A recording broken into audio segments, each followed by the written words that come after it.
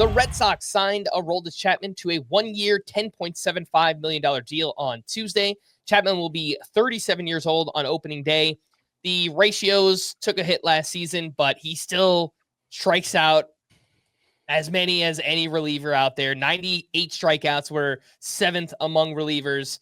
And I will ask you guys an impossible question here on December 5th. Who will lead the Red Sox in saves next season?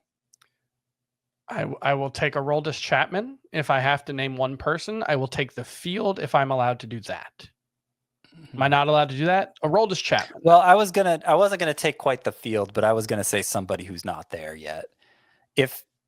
Among their options now, Chapman would be my choice to close. But I think there's a reason why the last 2 years the team he's been on didn't really want him to close. And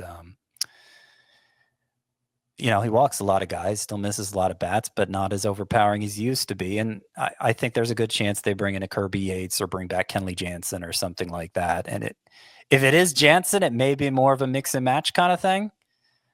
But it's possible Chapman's the closer because right now he appears to be the best suited for the role. And for the record, I did look at Leon Hendricks' rehab assignment StatCast data.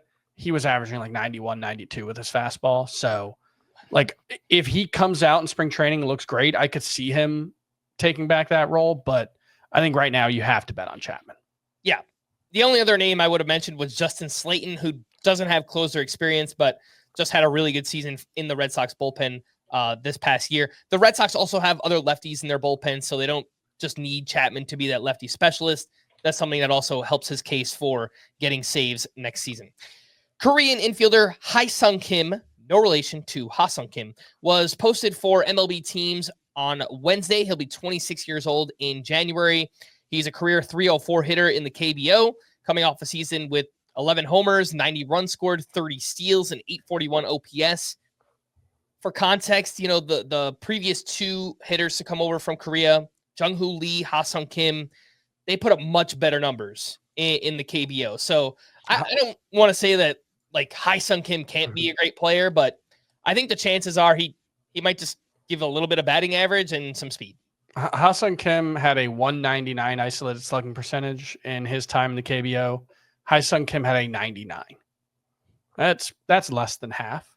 Yeah. And Ha-Seong Kim has become a 136 ISO guy at the major league level. So yeah, I think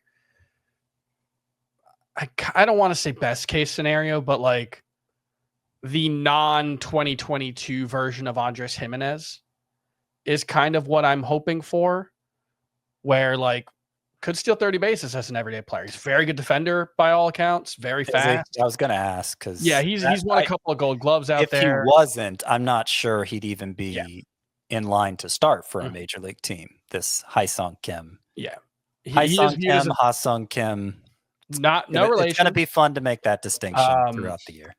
But like what Andres Gimenez did last year, 252, 9 homers, 30 stolen bases, that feels like a reasonable expectation if Kim is an everyday player. I think even less power. Like you said, I mean, he had 11 in the KBO.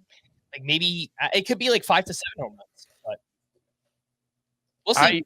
Like based on what I've heard about his fielding, like he probably will get a chance to start somewhere. So there is, I think they've had a similar dead ball. No, offense is still okay in the KBO. 772 league OPS last year. So I was wondering if maybe there's some adjustments to be made there, but no, I expectations shouldn't be super high, I would say. Again, the name there is Hyeseong Kim, and I think for deeper leagues, AL, NL only, depending on where he winds up, we shall see. It is time to talk about, all right, we'll just quickly mention, because maybe some people haven't heard of what's going on here, and I don't think it's going to happen, by the way, but this golden at-bat rule that's kind of made waves on the internet and everyone's so angry about, and I completely understand why. If you don't know, this is a rule that's being discussed, whispers about it. Each team could choose discussed is a good word for it. Each team could choose one at-bat in every game to send his best hitter to the plate, even if it wasn't that guy's turn to hit. So it completely changes like everything about baseball. But I think it's a fun concept for like an all-star game, like a tournament, something like that. But like major league games, It's not going to happen. what are we doing?